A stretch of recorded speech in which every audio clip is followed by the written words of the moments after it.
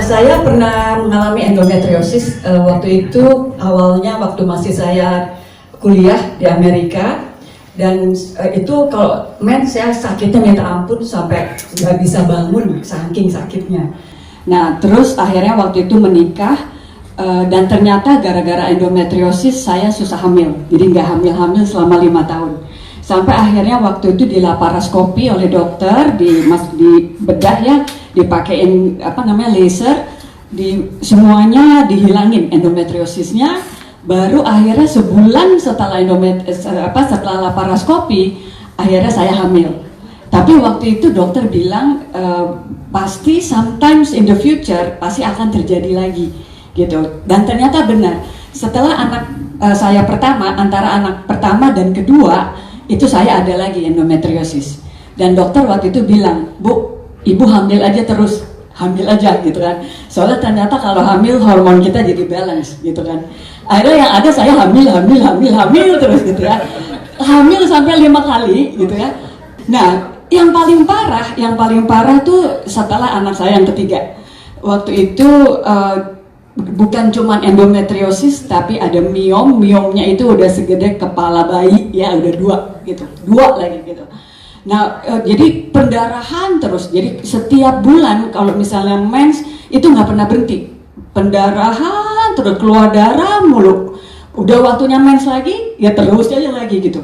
Sampai akhirnya waktu itu udah konsultasi ke beberapa dokter di Jakarta, semuanya bilang saya harus angkat rahim. Gitu. Karena dia bilang, "Ibu, anak ibu udah 3, kalau misalnya begini terus kan pasti akan gak enak kan. Ya udah angkat rahim aja," gitu kan. Untungnya waktu itu saya second opinion gitu ya, second opinion pergi ke Singapura. Begitu di Singapura saya pergi ke Thomson Medical Center. Ternyata di sana itu adalah rumah sakit khusus untuk wanita yang bermasalah di daerah rahim ya, banyak sekali orang-orang kanker rahim lah segala. Nah sampai di situ saya ketemu dengan dokternya langsung bilang gini, "Ibu kenapa harus angkat rahim?" Gitu.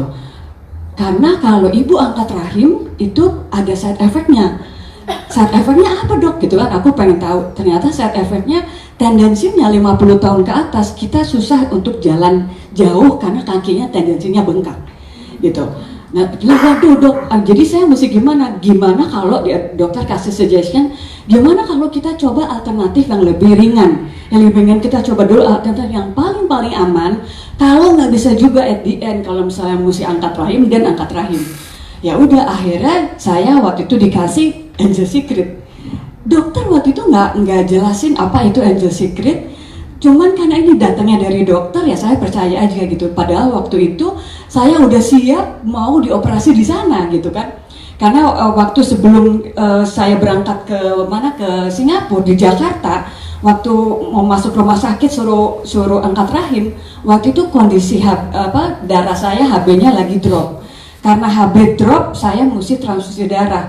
Nah, gara-gara itu suami saya langsung bawa saya ke Singapura. Soalnya takutnya kalau transfusi darah di sini kena hepatitis lah, kena segala macam. Pokoknya singkat cerita akhirnya dibawa ke sana dengan maksud memang kalau misalnya mesti transfusi darah atau mesti operasi di sana.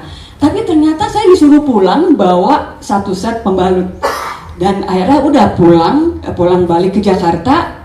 Begitu saya pakai itu, darah keluar semua, bener-bener banjir.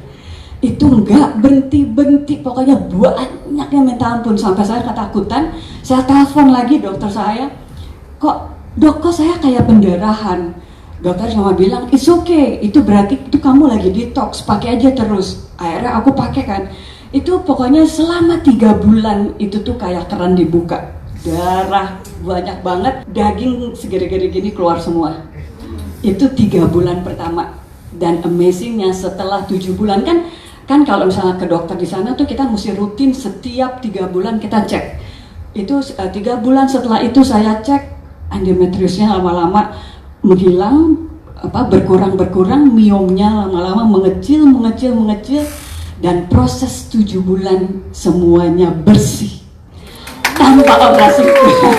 Sampai sekarang saya masih ada rahim, thank you Lord gitu ya.